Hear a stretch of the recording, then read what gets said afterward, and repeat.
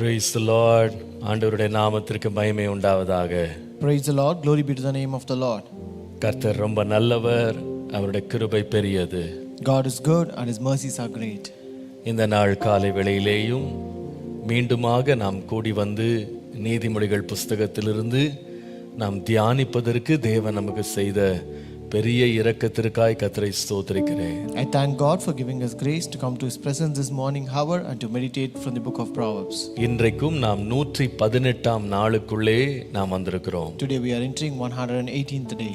இத்தனை நாள் நடந்த தியானங்களை கர்த்தர் நமக்கு முன்னின்று நடத்தி தேவன் கொண்டு வந்தவர் இன்றைக்கும் நம்மோடு போதித்து தமக்கு நலமானதை இன்றைக்கு நம்ம கற்றுத் தருவாராக.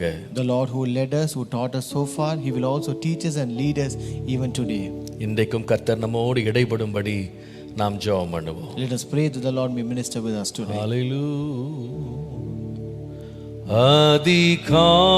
அதிகாலையில் உம் திருமுகம் தேடி அர்ப்பணித்தேன் என்னையே,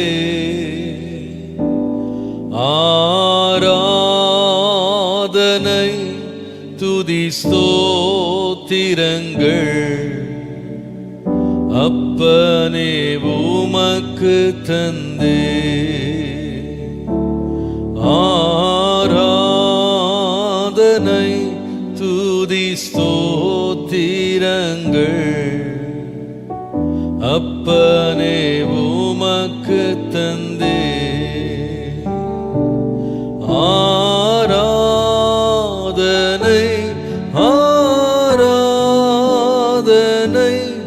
ஆராதனை ஆராதனை ஆராதனை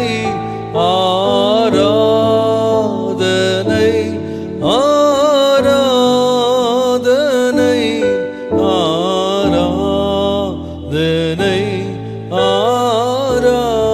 ஆராதனை அன்பர் இயேசுராஜனுக்கே,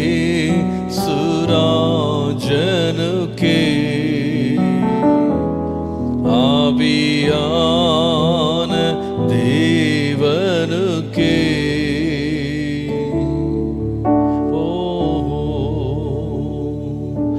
இந்த நாளின் ஒவ்வொரு நிமிடமும் உந்தன் நினைவா நிரம்ப வேண்டும். இந்த நாளின் ஒவ்வொரு நிமிடமும் உந்தன் நினைவா நிரம்ப வேண்டும். என் வாயின் வார்த்தையெல்லாம் பிறர் காயம் ஆற்ற வேண்டும். என் வாயின் வார்த்தை எல்லாம் பிறர் காயம் ஆற்ற வேண்டும். ஆராதனை ஆராதனை ஆராதனை ஆராதனை ஆராதனை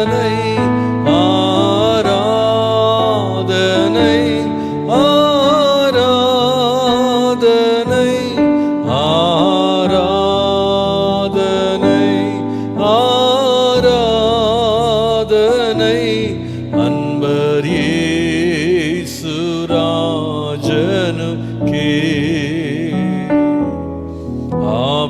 ஆவியான தேவனுக்கே, அன்பர் இயேசுராஜனுக்கே,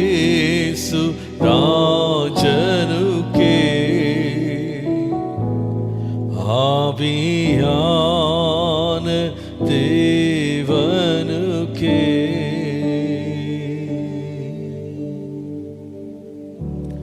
இரக்கமும் கிருபையும் உள்ள ஜீவனுள்ள நல்ல பிதாவே, உம்முடைய செல்ல குமாரனாகிய இயேசுவின் நாமத்தினாலே உம்முடைய சிங்காசன தண்டைக்கு நாங்கள் வருகிறோம். Our merciful and gracious Father, we come to your presence in the name of our Lord and Savior Jesus Christ. ஆண்டவரே, இன்றைக்கு நீர் நல்ல போதகராக எங்கள் நடுவிலே வெளிப்பட போகிறதற்காக உம்மை நாங்கள் ஸ்தோத்திரிக்கிறோம். Lord, thank you, Lord, that we're going to pray, and Lord, we praise you that you're going to manifest yourself as a good teacher among us today. இன்றைக்கு எங்களுடைய மனங்களை தெளிய பண்ணும், எங்கள் இருதயங்களை உணர்வடைய செய்யும். ஆண்டவரே, இன்றைக்கு உம்முடைய வசனத்திலிருந்து எங்களுக்கு போதியும். Lord, please, Lord, bring a clarity to our eyes. Lord, behold open the eyes of our heart, and Lord, speak with us through your word today. இன்றைக்கு ஒவ்வொருவருக்கும், இதை கேட்கிற ஒவ்வொருவருக்கும் என்னென்ன சத்தியங்கள், என்னென்ன வெளிப்பாடுகள், என்னென்ன ஆலோசனைகள் தேவையோ அவைகள் எல்லாவற்றையும் நீரே பரத்திலிருந்து வெளிப்படுத்தும்படி அடியேன் ஜெபிக்கிறேன். Lord, I pray that the Lord may reveal whatever the truth, whatever the revelations that ought to be revealed to the people who are listening to this today. பேசுகிற அடியேனையும் உம்முடைய திரு ரத்தத்தினால் மறைத்து நீர் மாத்திரம் வெளிப்படும். Lord, cover your servant under your blood and you reveal yourself, Lord. இயேசுவின் நாமத்தில் பிதாவே. In Jesus' name we pray. Amen. Amen. Praise the Lord. கர்த்தர் ரொம்ப நல்லவர். Praise the Lord. God is good. இன்றைக்கும் நாம் தொடர்ந்து நீதிமொழிகளை நாம் தியானிக்கலாம். Let us continue a devotion from Proverbs. நீதிமொழிகளின் புஸ்தகம் 4ஆம் அதிகாரத்தில் இன்றைக்கு நாம் கவனிக்க போகிற பகுதி 24ஆம் வசனத்திலிருந்து 27ஆம் வசனம் வரைக்கும். And today's scripture portion is from the book of Proverbs chapter 4 verse 24 to 27. நீதிமொழிகள் 4:24 முதல் 27. Proverbs 4:24 to 27. வாயின் தாறுமாறுகளை உன்னை விட்டு அகற்றி உதடுகளின் மாறுபாட்டை உன்னை விட்டு தூரப்படுத்து. உன் கண்கள் நேராய் நோக்க கடவது, உன் கண்ணிமைகள் உனக்கு முன்னே செவ்வையாய் பார்க்க கடவது. உன் கால்நடையை சீர்தூக்கி பார், உன் வழிகள் எல்லாம் நிலைவரப்பட்டிருப்பதாக. வலதுபுறமாவது இடதுபுறமாவது சாயாதே, உன் காலை தீமைக்கு விலக்குவாயாக. Put away from you a deceitful mouth and put perverse lips far from you. Let your eyes look straight ahead and your eyelids look right before you. Ponder the path of your feet and let all your ways be established. Do not turn to the right or to the left. Remove your food from evil. கர்த்தருடைய பரிசுத்த நாமத்திற்கு மகிமை உண்டாவதாக. Glory be to the holy name of God. இந்த 4 வசனங்களினுடைய திறவுகோல் வார்த்தையை 24ஆம் வசனத்தில் வாசிக்கலாம். You can read in verse 24 the key verse for the 4 verses. 2 வார்த்தை இருக்கிறது. There are 2 words. 24ஆம் வசனத்தில் தாறுமாறுகள், perverseness. ரெண்டாவது மாறுபாடு. First is deceitful, second is perverse. தாறுமாறுன்றத you can also call it as disorderliness or indiscipline என்று சொல்லலாம். So you can also call this as indiscipline or disorderliness. கட்டுப்பாடு இல்லாமல் வாழ்வது, Living a life without a control. நான் நினைக்கிறேன் இந்த கட்டுப்பாடு நம்முடைய வாழ்க்கையில பெரிய நன்மைகளை கொண்டு வருகிறது. So I think this discipline or order brings a great goodness in our life. நம்முடைய தேவன் எல்லாவற்றையும் அதினதின் காலத்துல நேர்த்தியாய் செய்கிறவர். The Lord is the one who does everything beautiful and correctly in his time. அவர் எல்லாவற்றையும் ஒழுங்காக செய்கிறவர். The Lord who does everything in order. நம்முடைய தேவன் குழப்பத்தின் தேவன் அல்ல. Our God is not a God of confusion. அவர் உண்டாக்கின பூமியை கொஞ்சம் சுற்றி பாருங்களேன். When you look at the world that the Lord created, அவர் உண்டாக்கின எல்லா அண்ட சராசரங்களை பாருங்களேன். look at the universe which the Lord created. எல்லாத்துலயும் ஒரு டிசிப்ளின், ஒரு ஒழுங்கை ஆண்டு வைத்திருப்பார். The Lord has set a discipline and order in everything. ஒவ்வொன்றுக்கும் ஒரு குறிப்பிட்ட சீசன், ஒரு காலம் வைத்திருப்பார். The Lord has set a season for everything. எல்லாவற்றுக்கும் ஒரு குறிப்பிட்ட அளவை, சைஸ் ஆண்டவர் வைத்திருப்பார். The Lord has set a appropriate size for each thing. ஒவ்வொன்றுக்கும் ஒரு குறிப்பிட்ட வேகத்தை வைத்திருப்பார். The Lord has set a speed, particular speed for everything. ஒவ்வொன்றுக்கும் ஒரு விதமான அழகை ஆண்டவர் வைத்திருப்பார். The Lord has also set a kind of beauty for everything. எல்லாமே ரொம்ப சிங்க்ரனைஸ்டாக ஒழுங்காக நடக்கிறதுக்கு ஆண்டவர் ஒழுங்கின் தேவனாக தன்னை வெளிப்படுத்துவார் சிருஷ்டிப்பிலே. The Lord has revealed himself as a God of order in his creation, that everything may come in a synchronization. தாம் உண்டாக்கின மனிதனும் அதே போல ஒரு கட்டுப்பாடு உள்ளவனாக, ஒழுங்குள்ளவனாக, தாறுமாறாக அலையாதவனாக இருக்க வேண்டும் என்பது தேவனுடைய விருப்பம். And the Lord's desire is that the man the Lord created should also be a man of order and discipline.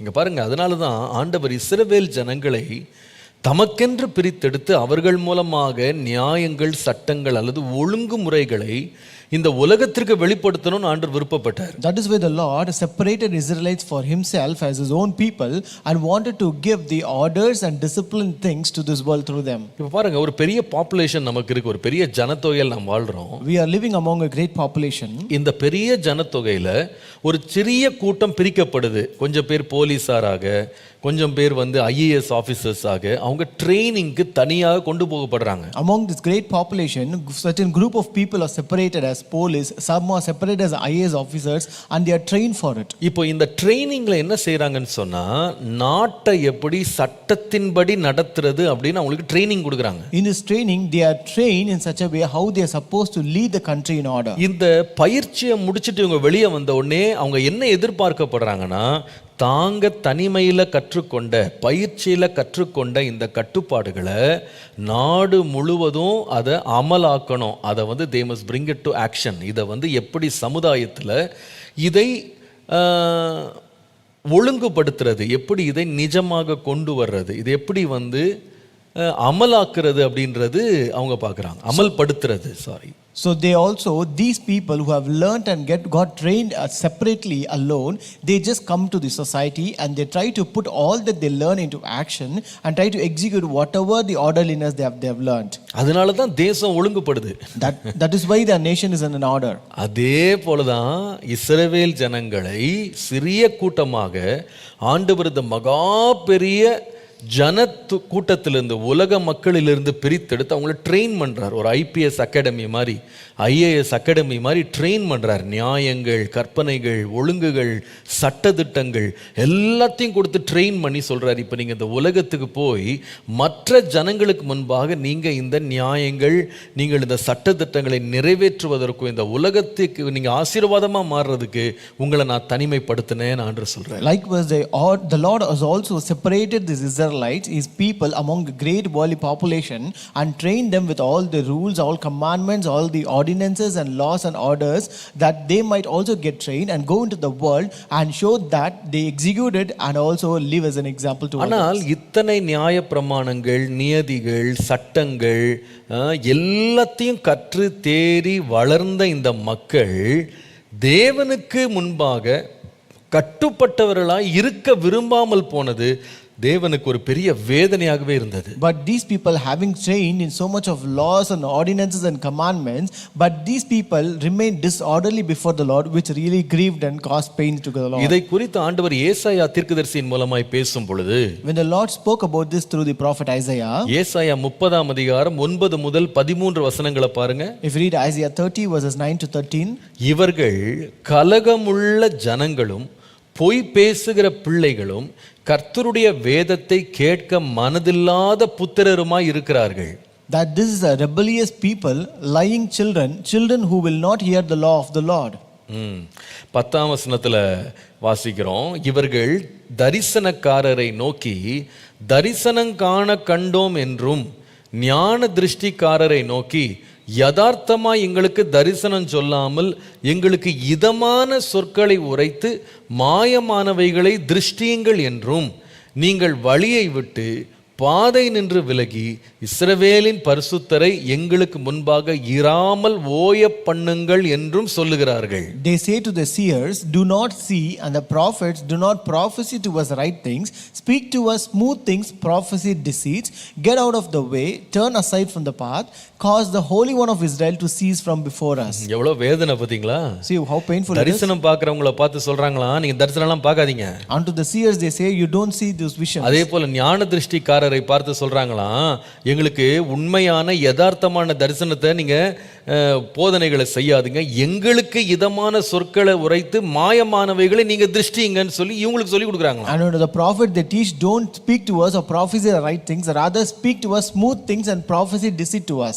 அவங்க என்ன சொல்றாங்களாம், அந்த தீர்க்க தரிசனம் சொல்றவங்கள்ட்ட போய் நீங்க வழியை விட்டுருங்க, பாதையை நின்று விலகுங்க, இஸ்ரவேலின் பரிசுத்தரை எங்களுக்கு முன்பாக இராமல் ஓய பண்ணுங்க. And they say to the prophets, you get out of the way, turn aside from your path and cause the Holy One of Israel to cease from before us. இப்ப ஆண்டவர் சொல்றாரு, Now the Lord says, 12ஆம் வசனம் பாருங்க, verse 12, நீங்கள் இந்த வார்த்தையை வெறுத்து இடுக்கமும் தாறுமாறும் செய்கிறதை நம்பி அதை சார்ந்து கொள்ளுகிறபடியால் இந்த அக்கிரமம் உங்களுக்கு உயர்ந்த சுவரில் விழ பிதுங்கி நிற்கிறதும் திடீரென்று சடுதியாய் இடிய போகிறதுமான வெடிப்பை போல இருக்கும் என்று இஸ்ரவேலின் பரிசுத்தர் சொல்லுகிறார். Therefore thus says the Holy One of Israel, because you despise this word and trust in oppression and perversity and rely on them, therefore this iniquity shall be to you like a breach ready to fall, a bulge in a high wall whose breaking comes suddenly in an instant. அப்ப கவனிங்க, இந்த தாறுமாறா வாழ்றது,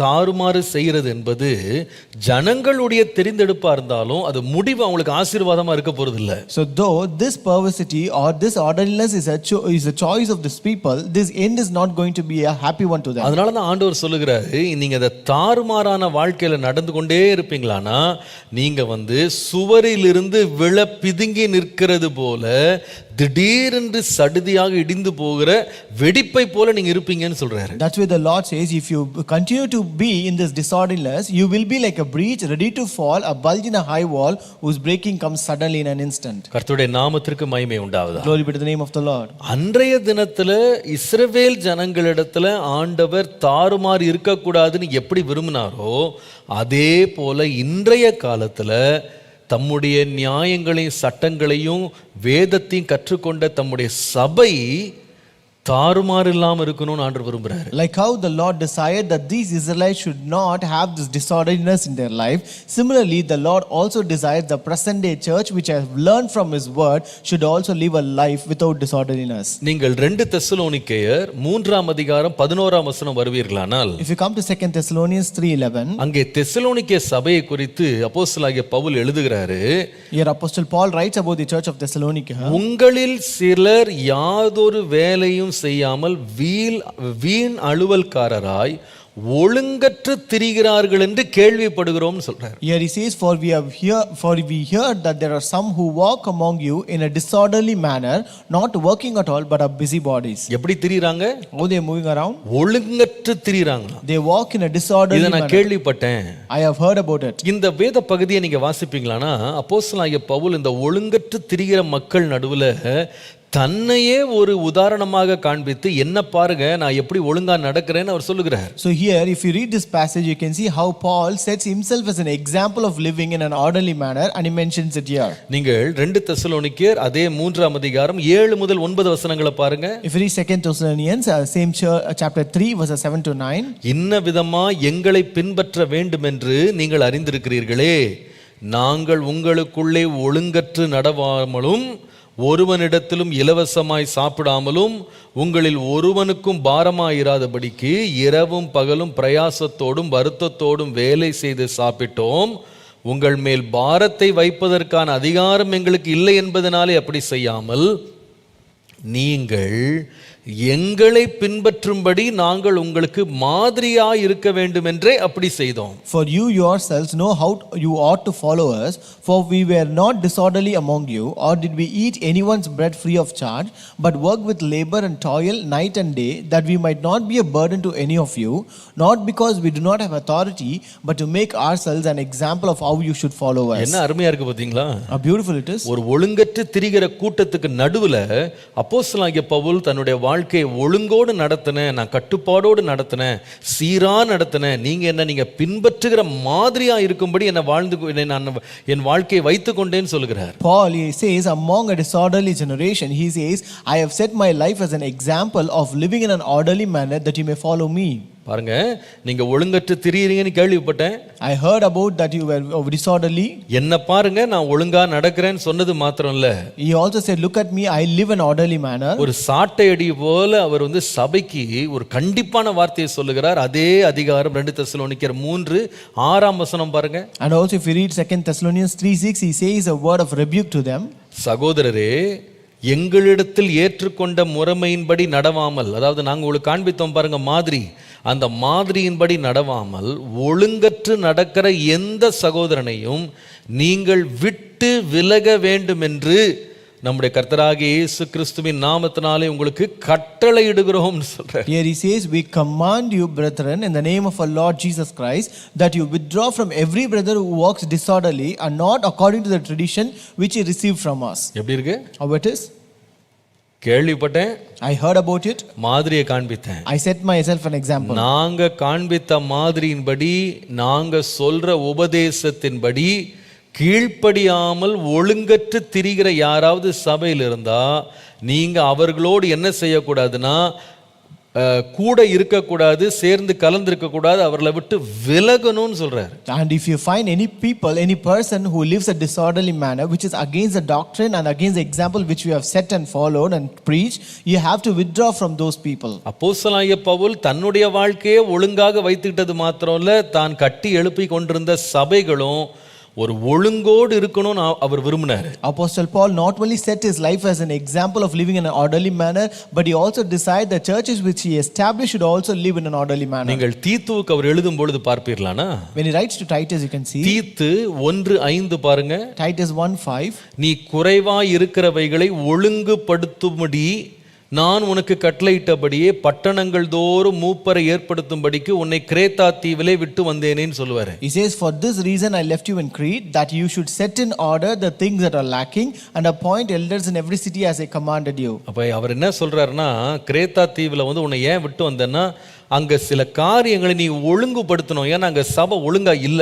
So here Paul says, one of the reason why I left you in Crete is because you may have to set certain things in order because certain things are disorderly in the church. அதை தான் நீங்கள் அதே தீத்து 1:10 வாசிக்கலாம். That's what you can read in Titus 1:10. அவர் சொல்லுகிறார் பாருங்க, அநேகர் விசேஷமாய் விருத்த சேதனம் உள்ளவர்கள் அல்லது யூதர்கள் அடங்காதவர்களும் வீண் பேச்சுக்காரரும் மனதை மயக்குகிறவர்களுமாய் இருக்கிறார்கள். And he says, for there are many and disorderly vain speakers and deceivers of people's minds, especially those of the circumcision. அதாவது யூதர்கள், They are the Jews. இந்த யூதர்கள் யாரா இருக்கிறாங்களா? Who are these Jews? இந்த கிரேத்தா தீவின் சபையில அவங்க எப்படி இருக்கிறாங்கன்னா, அடங்காதவர்களா இருக்கிறாங்க. These Jews in Crete church, they are disorderly people. அவங்க ஒழுங்கு பட மாட்டேங்கிறாங்க. They are not coming in order. Pavul சொல்றார், தீத்துவே உன்னை அங்க ஏன் விட்டு வந்தேன்னு சொன்னா, நீ எல்லாத்தையும் ஒழுங்குபடுத்தணும். Titus, why did I leave you behind there? So that you may put everything in order. அதை எங்கிருந்து ஆரம்பிக்கிறாருன்னு கேட்டீங்கன்னா, where does he start that? தீத்து 1:6 முதல் 7 வசனங்களை வாசிப்பீர்களானால், if you read Titus 1 verses 6 and 7, அவர் எங்க ஆரம்பிக்கிறார்னா, கண்காணிட்டு இருந்து ஆரம்பிக்கிறார். he starts that from a bishop. கண்காணி எப்படி இருக்கணும்? How should a bishop be? குற்றஞ்சாட்டப்படாதவன், ஒரே மனைவியை உடைய புருஷன், துன்மார்க்கர் என்றும் அடங்காதவர்கள் என்றும் பேர் எடுக்காத விசுவாசம் உள்ள பிள்ளைகளை உடையவனுமாய் ஒருவன் இருந்தால் அவனையே ஏற்படுத்தலாம். If a man is blameless, the husband of one wife, having faithful children, not accused of dissipation or insubordination.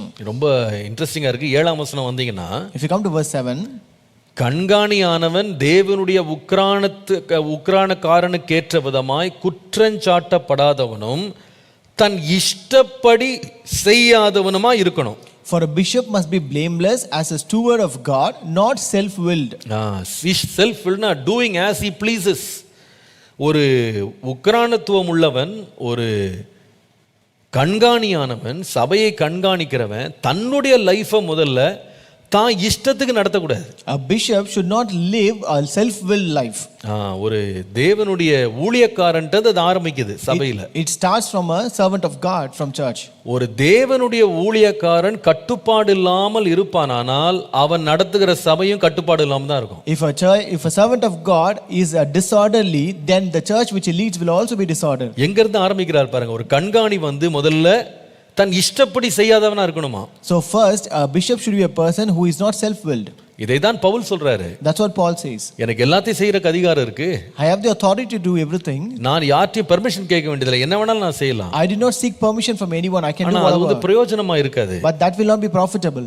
மற்றவர்களுக்கு போதிக்கிற நான் தானே ஆகாதவனாய் போகாதபடிக்கு என் சரீரத்தை நான் என்ன பண்றேன்னா அடக்கி கீழ்ப்படுத்துறேன்னு சொல்றேன். I who preach others, I should not become a castaway, so that I subject my body under submission. I buffet my body and bring it under subjection சொல்வாரு. அடிச்சு நான் என் சரீரத்தை நான் கீழ்ப்படுத்துறேன். I buffet and it bring it under subjection. அவர் தன்னுடைய வாழ்க்கையில கட்டுப்பாடு இல்லாம போய்டக்கூடாதுன்றதுல ரொம்ப எச்சரிப்பா இருந்தார். So he was very careful in his life that he should not be a disorderly one. தனக்கு நியாயமாக தெரிந்த காரியங்களை கூட தனக்கு உரிமையாக தெரிந்த காரியங்களை கூட விட்டுட்டார் அவர். So whichever he considered to be just and orderly, he also left certain things for just and lawful.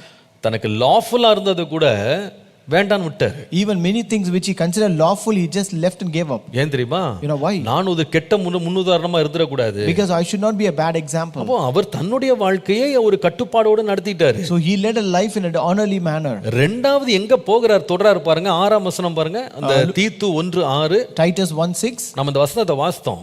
We read it. ஒரு கண்காணி யாரா இருக்கணும்னா துன்மார்க்கர் என்றும் அடங்காதவர்கள் என்றும் பேரெடுக்காத விசுவாசம் உள்ள பிள்ளைகளை உடையவனாய் இருக்க வேண்டுமா? Who should be a bishop? He should have faithful children, not accused of dissipation or insubordination. அதாவது தான் ரொம்ப டிசிப்ளின்டா இருக்கிறேன் அப்படின்றத டெஸ்டிங் கிரவுண்ட் ஃபர்ஸ்ட் எங்கன்னு கேட்டிங்கன்னா சொந்த வீட்ல தான். The testing ground to show himself as a disciplined one is their own house.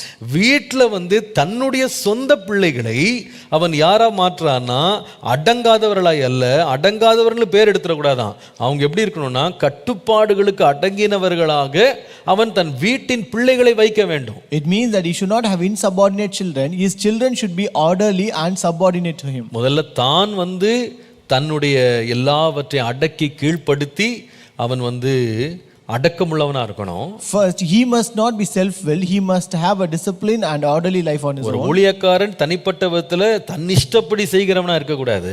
A servant of God should not be self-willed. இரண்டாவது தன்னுடைய குடும்பத்தையும் தன் இஷ்டத்திற்கு போகிறவர்களாக அடங்காதவர்கள் என்று பெயர் எடுக்கிறவர்களாக வைத்திருக்க கூடாது. And also he should not have his family in a disorderly manner or have insubordinate children. அதைதானே நீங்க நீதிமொழிகள் 29:15 வாசிக்கிறீங்க. That's what you read in Proverbs 29:15. பிரம்பும் கடிந்து கொள்ளுதலும் ஞானத்தை கொடுக்கும், தன் இஷ்டத்திற்கு விடப்பட்ட பிள்ளையோ தன் தாய்க்கு வெட்கத்தை உண்டு பண்ணுகிறான். The rod and rebuke give wisdom, but a child left to himself brings shame to his mother. அப்போ இரண்டாவது குடும்பத்தை கட்டுப்பாடோடு வைத்துக் கொள்ளுகிறான். Second, have putting his family or house in order. மூன்றாவது எங்க போகிறான்னா சபையிலேயும் ஒழுங்கற்று திரிகிறவர்களை கண்டித்து அவங்க தொடர்ந்து அந்த ஒழுங்கற்றவர்களாக இருப்பார்களானா அவர்களை விட்டு பிரிந்து போய் சபையை ஒழுங்குள்ள ஒரு சபையாக கட்டுப்பாடு உள்ள சபையாக ஒரு கண்காணி நிறுத்துகிறார். And third, he comes to the church and he rebukes those who are disorderly and asks the other people to withdraw from them and also bring his church in order. நீங்க இதே காரியத்தை கொரிந்தியர் சபைக்கு எழுதுகிறாரு. The same thing he writes to the church of Corinth. 1 கொரிந்தியர் 14:40 பாருங்க, 39:40 பாருங்க. 1 Corinthians 14:39 and 40. 39ஆம் வசனம். 39. இப்படி இருக்க சகோதரரே, தீர்க்க தரிசனம் சொல்ல நாடுங்கள், அந்நிய பாஷைகளை பேசுகிறதற்கு தடை பண்ணாதிருங்க, சகலமும் நல்லொழுக்கமாயும் கிரமமாயும் செய்யப்பட கடவது. Therefore, brethren, desire earnestly to prophesy and do not forbid to speak with tongues. Let all things be done decently and in order. நான் நினைக்கிறேன் இந்த சம்பவம் உங்களுக்கு எல்லாருக்கும் தெரியும். I think you know this incident. நீங்க அப்புறமா நேரம் இருக்கும்போது எடுத்து வாசித்து பாருங்க. When you have time later, you can read ஒரு it. பொது ஆராதனைக்கு வரும்போது எல்லாரும் ஒரே நேரத்தில் தீர்க்கதரிசனம் சொல்லி எல்லாரும் ஒரே நேரத்தில் அந்நிய பாஷை பேசி வர்றவனுக்கு என்னன்னே புரியாத அளவுக்கு போயிடக்கூடாது. எல்லாம் ஒன்றுக்கு பின் ஒன்றாக நேர்த்தியாக செய்யப்படணும்னு பவுல் சொல்றாரு. Here Paul says when you come to church, the services, a general service, it's not that you can speak on prophecy and speak in tongues as you want, but everything should be done decently and in order. இப்போ இதை வச்சுட்டு சில பேர் என்ன சொல்றாங்கன்னா பொது ஆராதனைகள்ல அந்நிய பாஷை பேசக்கூடாது. So having this in mind, certain people say that we should not speak in tongues in general services. Taking an extreme stand, ஒரு பக்கம் ஒருதலை பட்சமா நீங்க ஜஸ்டிஸ் கொடுத்தீங்கன்னா அது நியாயமா இருக்காது. So if you give this justice on one partial side, it will not be good. அழகா balance பண்றது 39ஆம் வசனம் தான். Verse 39 balances well. தீர்க்கதரிசனம் சொல்லவும் விரும்புங்க, you desire to prophesy, அதே வேளையில அந்நிய பாஷைகளையும் அந்நிய பாஷைகளை பேசுகிறதற்கு தடை பண்ணாதீங்கன்னு சொல்றாரு. And also do not forbid to speak with tongues. புரியுதுங்களா உங்களுக்கு? Can you understand? அந்நிய பாஷையும் பேசணும், You have to speak in tongues. தீர்க்க தரிசனமும் சொல்லணும். You have to speak prophecy. ஆனா ரெண்டையும் எப்படி செய்யணும்னா நல்லொழுக்கமாகவும் கிரமமாகவும் செய்ய வேண்டும். But everything should be done decently and in order. கர்த்தருடைய நாமத்திற்கு மகிமை உண்டாவதா. Glory be to the name of the Lord. 1 கொரிந்தியர் 11ஆம் அதிகாரம் 33 இருந்து 34 பாருங்க. 1 Corinthians chapter 11 33 to 34. அங்க வந்து திருவிருந்தில் இருக்க வேண்டிய ஒழுக்கத்தை பற்றி பேசுறாரு. Here he speaks about orderliness when celebrating Holy Communion. என் சகோதரரே, நீங்கள் போஜனம் பண்ண கூடி வரும்போது ஒருவருக்காக ஒருவர் காத்திருங்கள். நீங்கள் ஆக்கினைக்கு ஏதுவாக கூடி வராதபடிக்கு ஒருவனுக்கு பசியாயிருந்தால் வீட்டிலே சாப்பிட கடவன், மற்ற காரியங்களை நான் வரும்போது திட்டம் பண்ணுவேன்றார். Therefore, my brethren, when you come together to eat, wait for one another. But if anyone is hungry, let him eat at home, lest you come together for judgment, and the rest I will set in order when I come. ரொம்ப அருமையா இருக்குது. It is very beautiful. கம்யூனியனை வந்து நீங்க ஒழுங்கா நடத்துங்க. You have to lead this communion properly. கடைசியா வந்து ஒரு வார்த்தை சொல்றாரு பாருங்க. At last he says a word. மற்ற காரியங்களை நான் வரும்போது திட்டம் பண்ணுவேன். And the rest I will set in order when I come. இங்கிலீஷ்ல ரொம்ப அழகா இருக்கு. It is very beautiful in English. அதுல போட்டிருக்கு, and the rest I will set in order when I come. நான் வரும்போது மீதமுள்ள காரியங்கள் எல்லாம் ஒழுங்குபடுத்திடுறேன்றாரு. And the rest I will set in order when I come. அப்பனா இன்னும் நிறைய விஷயம் இருக்கு பொழுது சபையில ஒழுங்கற்று திரியறவங்க நிறைய பேர் இருக்காங்க. So it means there are more disorderliness in the church. நான் சொல்லுவேன், நாம தனிப்பட்ட வாழ்க்கையில, நம்முடைய குடும்பத்துல, சபையில ஒழுங்கற்ற கிரியைகளை நாம் அகற்றுவது தேவனுக்கு பிரியமானது. I tell you, it is always desirable to God that we remove disorderliness from our personal life, from our house and from our church. எனக்கு ரொம்ப பிடித்த ஒரு காரியம் கொலோசியர் 2ஆம் அதிகாரம் 5ஆம் வசனத்துல, The thing which I like much is in Colossians chapter 2 and verse 5. சரீரத்தின்படி நான் தூரமாயிருந்தும் ஆவியின்படி உங்களுடனே இருந்து உங்கள் ஒழுங்கையும் கிறிஸ்துவின் மேல் உள்ள உங்கள் விசுவாசத்தின் உறுதியையும் பார்த்து சந்தோஷப்படுகிறேன்னு சொல்றேன். For though I am absent in the flesh, yet I am with you in spirit, rejoicing to see your good order and the steadfastness of your faith in Christ. எனக்கு இது ரொம்ப பிடித்திருந்தது. எனக்கு இந்த வாசித்துட்டு ரொம்ப சந்தோஷப்பட்டேன். When I read it, I was really happy. கொலேச சபையை பத்தி அப்போஸ்தலனாகிய பவுலுக்கு ஒரு பெரிய சந்தோஷம் இருந்துச்சு. So Paul had a great joy about this Colossians church. ஏன்னா ஒரு ஊழியனாக மாம்சத்துல போய் அவர் அந்த ஆராதனையில் உட்கார முடியல, அந்த ஆலயத்தில் இருக்க முடியல, அந்த சபையை விசிட் பண்ண முடியல. So as a minister, he was not able to visit the church physically. He was not able to be present there. ஆனா அவர் சொல்றாரு, நான் வந்து மாம்சத்துல இல்லாவிட்டாலும் ஆவியில உங்களோட தான் இருக்கிறேன். But he says, though I am absent in the flesh, I am with you in spirit. ஆனா நான் இங்கிருந்து என்ன பார்க்கிறேன்னு சொன்னா, உங்க ஒழுங்கை நான் இங்கிருந்து பார்க்கும்போது எனக்கு ரொம்ப சந்தோஷமா இருக்கு. But when I see your orderliness from here, I am really happy about it. கர்த்தருடைய நாமத்திற்கு மகிமை உண்டாவதாக. Glory be to the name of the Lord. நம்ம வாசித்த வேத பகுதிக்கு வரலாம். Let us come back to our scripture portion which we read. நீதிமொழிகள் 4:23. நீதிமொழிகள் 4:24. Proverbs 4:24. அதுல வாசிக்கிறோம், வாயின் தாறுமாறுகளை உன்னை விட்டு அகற்றி உதடுகளின் மாறுபாட்டை உனக்கு தூரப்படுத்து. Put away from you a deceitful mouth and put perverse lips far from you.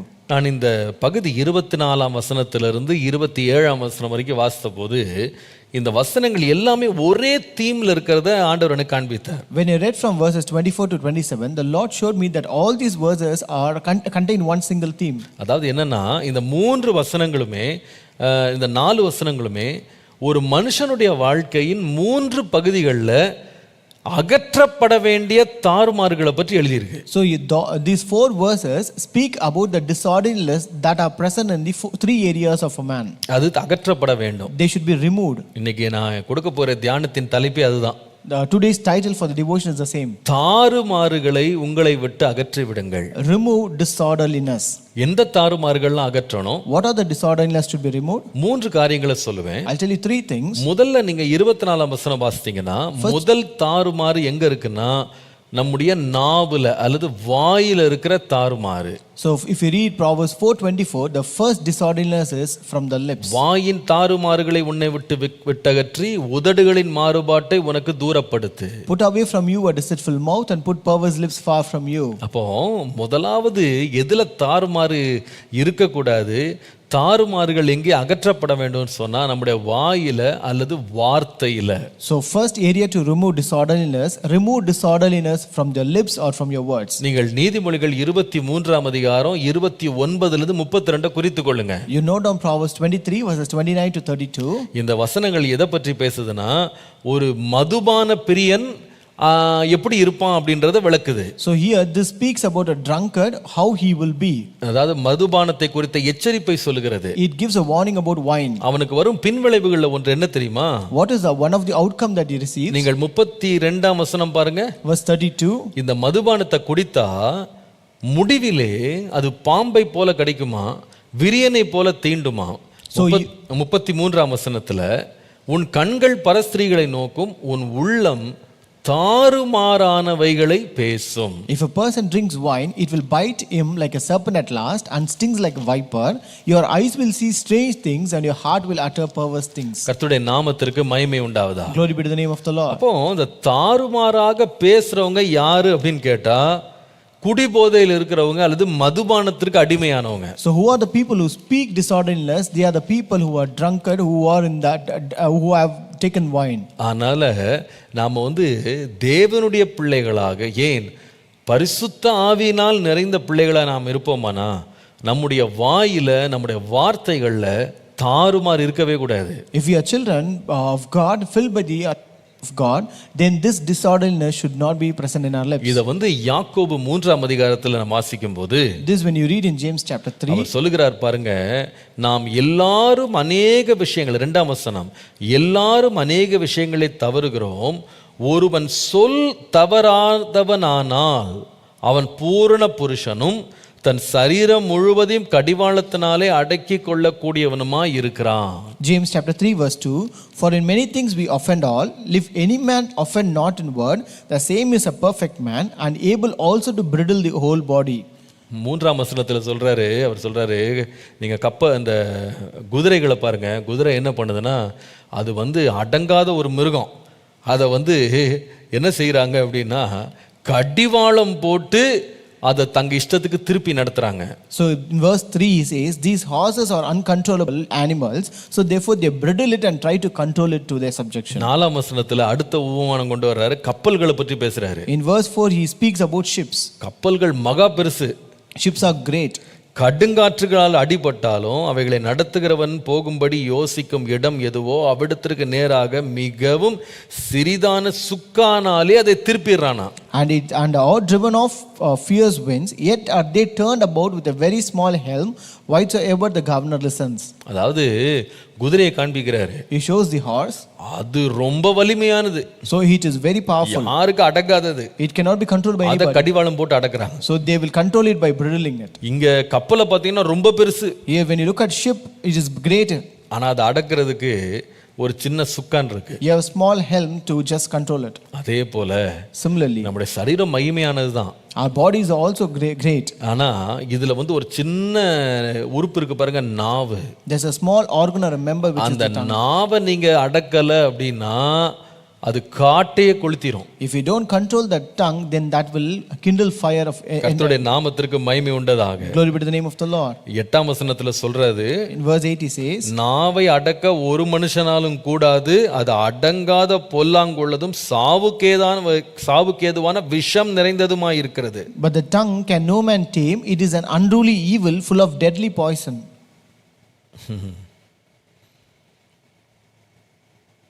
எதுல கட்டுப்பாடு தேவைன்னா நாவு. We need a control or orderliness in our lips. நாம குடிகாரர்களை போல பேசக்கூடாது. We should not speak like drunkards. குடிச்ச போது ஒண்ணு, குடி போத கலஞ்ச பிறகு இன்னொன்னு அப்படி இல்ல. It's not that speaking one when you are drunk and speaking the other thing when you are very clear. சொல் தவறாதவனாக இருக்கணும். We should not be we should keep up the words. 2ஆம் வசனம். Second, ஒருவன் சொல் தவறாதவனாய் இருந்தானால் அவன் பூரண புருஷனாய் இருப்பான்.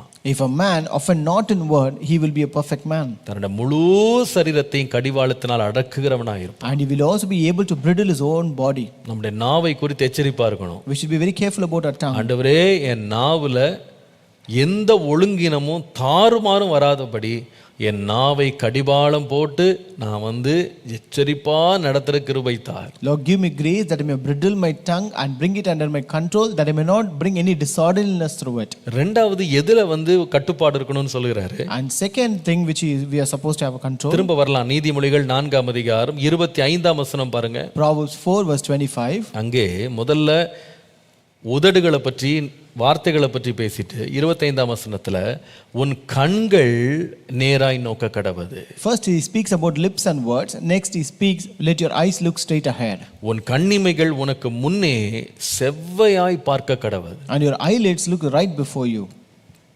நேரா பார்க்கணும். It should look straight. செவ்வையா பார்க்கணும். It should look right. அப்ப கண்கள்லயும் என்ன இருக்கணும்னா ஒழுங்கற்று நம்ம பாத்திரக்கூடாது. So therefore we should not have disorderliness even in our eyes. நம்முடைய கண்கள்ல நேர்மையும் நம்முடைய கண்கள்ல உத்தமமும் இருக்கணும். And honesty and uprightness should be present in our eyes. இதை உபாகமத்துல ஆண்டவர் கற்பனையாக கொடுக்கும்போது, when the Lord gave this as a commandment in Deuteronomy, உபாகமம் 1ஆம் அதிகாரம் 7ஆம் வசனத்தை வாசிப்பீர்களானால், Deuteronomy 1:17 says, நியாயத்துல முகதாட்சண்யம் பாராமல் இருக்க வேண்டும். You shall not show partiality in judgment. பெரியவனுக்கு நீ செவி கொடுக்கிறது போல சிறியவனுக்கும் செவி கொடுக்கணும். You shall hear the small as well as the great. மனுஷனுடைய முகத்துக்கு பயப்படக்கூடாது. And you should not be afraid of many man's presence. ஏனென்றால் நியாய தீர்ப்பு தேவனுடையது. For the judgment is God's. உங்களுக்கு கடினமாய் இருக்கும் காரியத்தை என்கிட்ட கொண்டு வந்துருங்க, நான் அதை கேட்கிறேன் அப்படின்னு மோசே சொன்னார். And Moses said, the case that is too hard for you, bring to me and I will hear it. அப்ப என்ன அர்த்தம் அது? What does it mean? உன் கண்கள்ல நேரா பார்க்கணும்பா. You should look straight with your eyes. உன் கண்கள் செவ்வையா பார்க்கணும். Your eyes should look the right things. ஒரு ஆளை ஒரு விதமா பார்த்து இன்னொரு ஆளை இன்னொரு விதமா பார்க்க கூடாது. You should not look in a partiality with a partiality in one way or the other. ஐஸ்வரியவானுக்கு ஒரு விதமா ஏழைக்கு ஒரு விதமா பார்க்க கூடாது. You should not look at the rich in one way, the poor the other way. அதாவது பணம் உன் கண்ணை மறைச்சிட கூடாது. These money should not blindfold your eyes.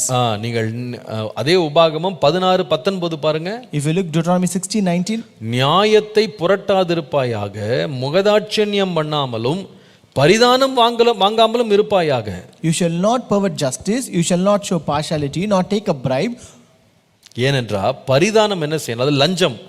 லஞ்சம் என்ன பண்ணும்னா ஞானிகளின் கண்களை குருடாக்கி நீதிமான்களின் நியாயங்களை தாறுமாறாக்கிடுமா. It's because a bribe blinds the eyes of the wise and twists the words of the righteous.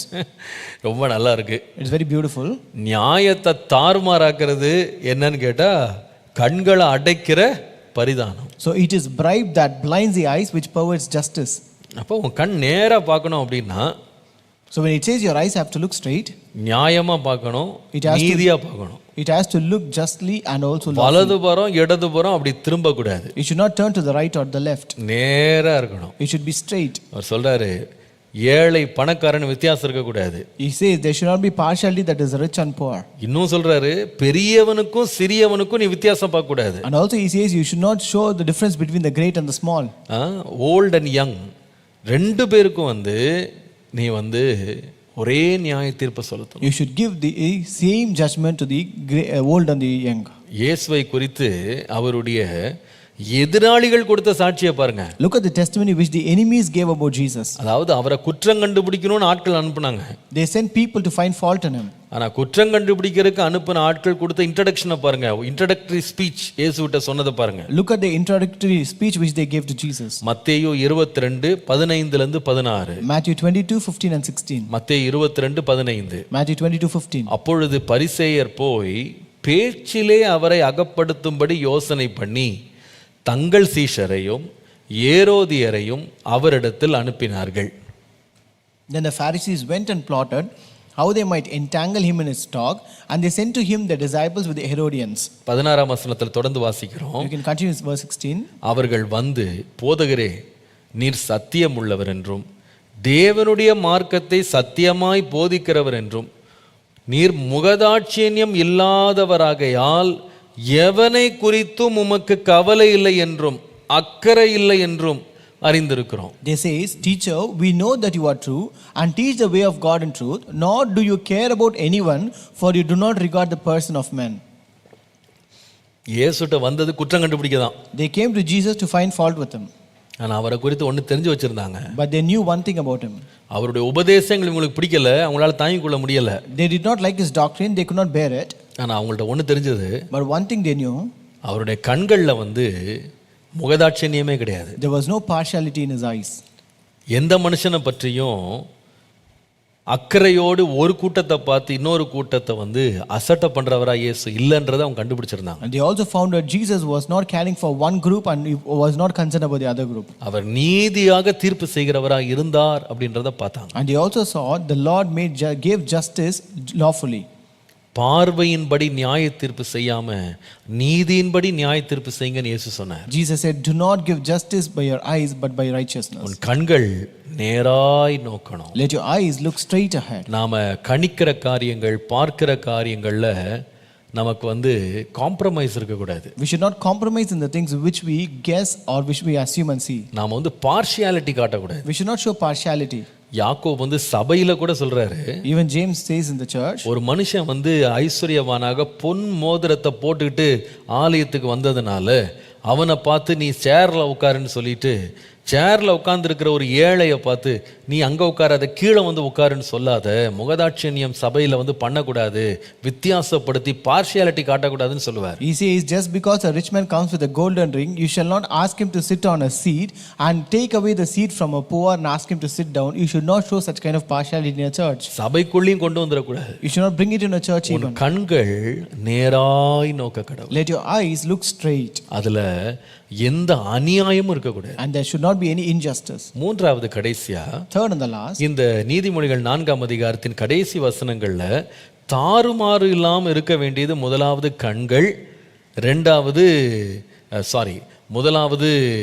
உதடு அல்லது வார்த்தைகள், ரெண்டாவது கண்கள். So first thing, you have to remove disorderliness from our lips or words. Second, remove disorderliness from your eyes. மூன்றாவது எதிலிருந்து இந்த தாறுமாறு அகற்றப்படணும்னா 26 27 வசனங்களை பாருங்க. நீதிமொழிகள் 4. If you read Proverbs 4:26-27, அங்க வாசிக்கிறோம், உன் கால் நடையை சீர்தூக்கி பார், உன் வழிகள் எல்லாம் நிலைவரப்பட்டிருப்பதாக, வலதுபுறமாவது இடதுபுறமாவது சாயாதே, உன் காலை தீமைக்கு விலக்குவாயாக. Ponder the path of your feet and let all your ways be established. Do not turn to the right or to the left. Remove your foot from evil. மூன்றாவது, உன் பாதத்தை கூட தாறுமாறா இருக்க விடாத. And third, remove disorderliness from the feet. அதாவது இன்னொரு விதமா சொன்னா, உன் வாழ்க்கையை வாழ்ற விதத்துல தாறுமாறு இருக்க கூடாது. Otherwise, the way you live your life, you should not have disorderliness. நாம பின்பற்றுகிற காரியங்கள்ல தாறுமாறு இருக்க கூடாது. There should not be disorderliness in the things that we follow. நாம எதை சேரணும்னு நினைக்கிறோமோ அதுல தாறுமாறு இருக்க கூடாது. We should not have disorderliness in the things that we are supposed to reach. எரேமியா 2ஆம் அதிகாரம் 23ஆம் வசனத்தை வாசிப்பீர்களானால், If you read Jeremiah chapter 2 verse 23, நான் தீட்டுப்படவில்லை, நான் பாகாலை பின்பற்றவில்லை என்று நீ எப்படி சொல்லுகிறாய்? How can you say I am not polluted? I have not gone after the Baals. பள்ளத்தாக்கிலே நீ நடக்கிற மார்க்கத்தை பார். See your way in the valley. நீ செய்ததை உணர்ந்து கொள். Know what you have done. தாறுமாறாய் ஓடுகிற வேகமான பெண் ஒட்டகம் நீ. You are a swift dromedary breaking loose in our ways. என்னமா? Who are you? தாறுமாறாய் ஓடுகிற பெண் ஒட்டகம். You are a swift dromedary. நம்முடைய வாழ்க்கையில தாறுமாறான ஓட்டம் இருக்கக்கூடாது. We should not have a disorderly run in our life. பாகாலுக்கு பின்னால போயிட்டு நான் தீட்டுப்படலைன்னு எப்படிப்பா சொல்லுவேன்? How can you say that you are not polluted when you have gone after the Baals? நான் ஏதோ ஒரு காணிக்கை தான் கொடுத்தேன், நான் ஏதோ ஒரு பூஜை தான் பண்ணேன், நான் ஏதோ சும்மா வணங்கி நின்னேன், அவனை பின்பற்றலன்னு நீ சொல்றது எப்படி? So how can you say that I just gave some offering, I just went for some showing incense, I did not follow him? How can you say that? பள்ளத்தாக்கில் நீ நடந்த மார்க்கத்தை போய் பார், நீ செய்ததை உணர்ந்து கொள். See your way in the valley, know what you have done. தாறுமாறான ஒட்டகம் போல ஓடாதே. Don't run like a swift dromedary. நம்ம ரொம்ப ஜாக்கிரதையா இருக்கணும். We should be very careful. நம்ம ஓடுகிற பாதைகளை குறித்து ஜாக்கிரதையா இருக்கணும். We should be careful about the path that we run in. அந்த நாட்கள்ல ஒட்டகங்கள் மனிதரை சுமப்பதற்கும் பொருட்களை சுமப்பதற்கும் சொத்துக்களை சுமப்பதற்கும் அதை பயன்படுத்தினாங்க. So those days these camels were used to carry people, goods and their assets. இந்த ஒட்டகம்ன்றது is a means of transport. அது பயணம் பண்றதுக்கு பயன்படுகிற ஒன்று. So this camel is a means of transport.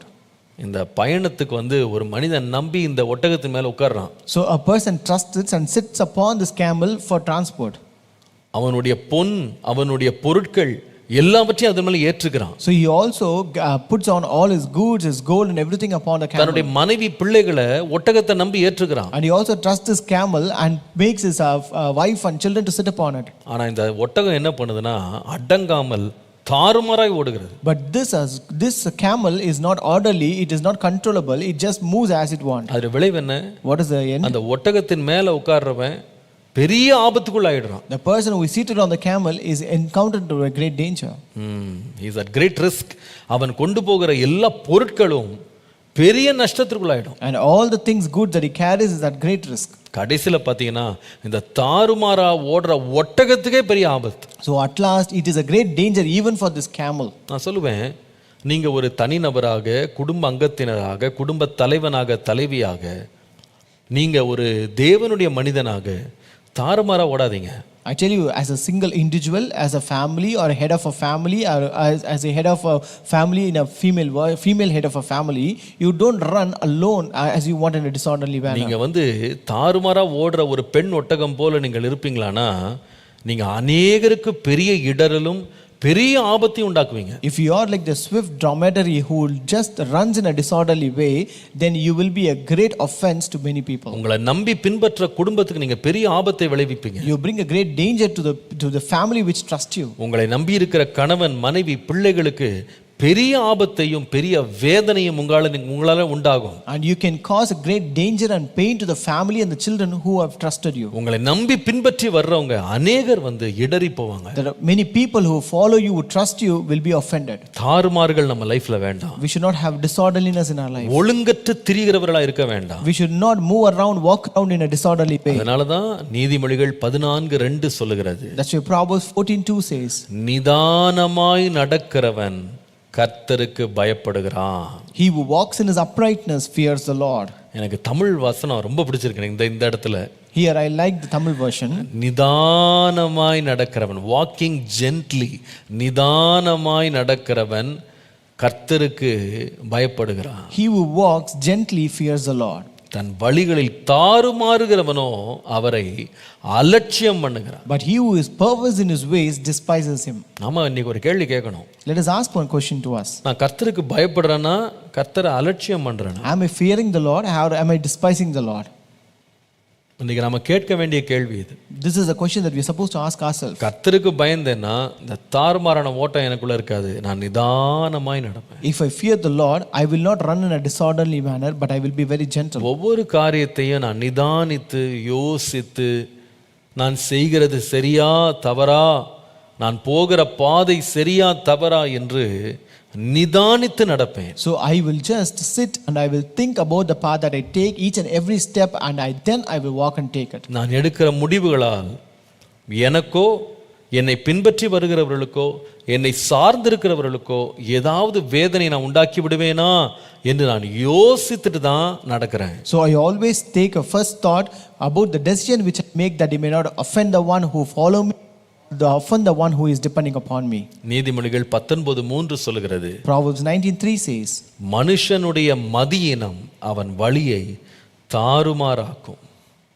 the foolishness of a man twists his ways. மனுஷனுடைய மதியினம் அவன் வழியை தாறுமாறாக்கும். The foolishness of a man twists his way. இந்த காலையில் கர்த்தர் நமக்கு இருக்கிற மதியினங்களை நம்மை விட்டு விலக்கி, தேவனை அலட்சியம் பண்ணுகிற சுபாவங்களை நம்மை விட்டு விலக்கி, கர்த்தருக்கு பயப்படுகிறவர்களாய் நம்முடைய வாழ்க்கையில், நம்முடைய வழிகளில் தாறுமாறு இல்லாத ஒரு நேரான பாதை, சீர்தூக்கின ஒரு பாதை நமக்கு இருக்க கர்த்தர் நமக்கு கிருபை தருவாராக. This morning may the Lord remove all the foolishness from our life and also take away all the perverseness from our life, a despising attitude from our life, and make us to fear the Lord and help us to remove disorderliness from our feet and take a straight path. நீதிமொழிகள் 4:26. Proverbs 4:26. உன் கால்நடையை சீர்தூக்கி பார். Ponder the path of your feet. உன் வழிகளெல்லாம் நிலைவரப்பட்டிருப்பதாக. And let all your ways be established. வலதுபுறமாவது இடதுபுறமாவது சாயாதே.